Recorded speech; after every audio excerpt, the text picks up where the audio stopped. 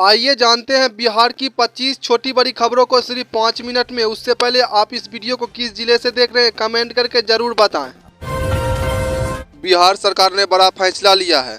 20 फरवरी से पहले लगभग 30 लाख राशन कार्ड धारकों का नाम काटे जाएंगे। यह कार्रवाई उन लोगों पर होगी जिसकी जानकारी गलत या फिर पात्र नहीं है। सरकार का कहना है कि इससे फर्जी और लाभार्थियों को नाम हटेगा और सही गरीब लोगों को ही राशन मिलेगा। बिहार सरकार ने श्रम कार्ड धारकों के लिए बड़ी राहत की घोषणा की है।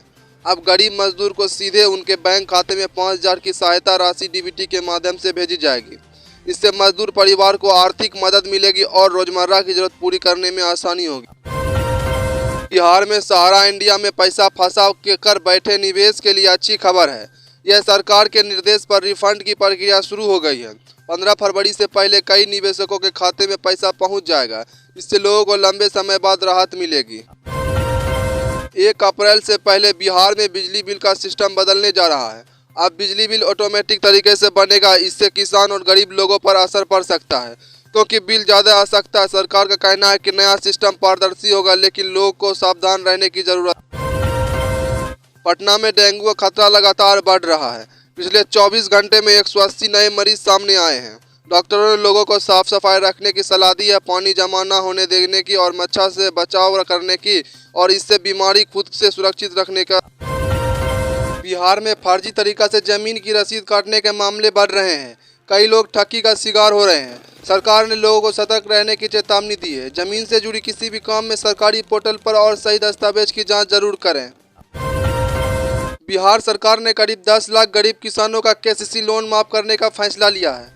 इससे किसानों को कर्ज से राहत मिलेगी। सरकार का कहना है कि इससे किसान दोबारा खेती में निवेश कर सकेंगे और उसकी आर्थिक स्थिति सुधरेगी।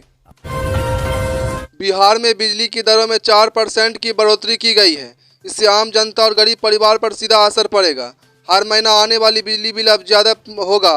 लोगों का कहना है कि पहले से ही महंगाई है और बिजली बिल महंगा से परेशानी बढ़ेगा। बिहार में फर्जी दवाइयों का कारोबार तेजी से बढ़ रहा है। सरकार ने 14 मेडिकल दुकान को लाइसेंस रद्द किया है। लोगों का सलाह है कि केवल भरोसेमंद दुकान पर ही दवा खरीदें, वरना गलत दवाइयों से सेहत को बड़ा नुकसान हो सकता है। अब बिहार में शादीशुदा बेटी को ससुराल में ही मुफ्त राशन मिलेगा। पहले शादी के बाद उनका नाम राशन कार्ड से कट जाता था, लेकिन अब नए आदेश के बाद ऐसा नहीं होगा। इससे गरीब परिवार की बेटियों को बड़ी राहत मिलेगी। बिहार में बिजली चोरी रोकने के लिए अब नई तकनीक का इस्तेमाल होगा। गूगल अर्थ की मदद से लाइसेंस ट्रैक किया जाएगा। इससे चोरी पकड़ना आसान होगा और दोषियों पर कार्रवाई होगी। सरकार का कहना है कि इससे बिजली विभाग की आय बढ़ेगी। बिहार में 1 अप्रैल से जनगणना 2026 की शुरुआत होगी। सिर्फ 45 दिन में घर घर सर्वे पूरा किया जाएगा। इसमें लोगों की संख्या, शिक्षा, रोजगार जैसी जानकारी ली जाएगी। सरकार का कहना है कि इससे योजना बनाने में मदद मिलेगी। बिहार में अवैध बालू खनन करने वाले पर सरकार ने सख्त अपनाई है।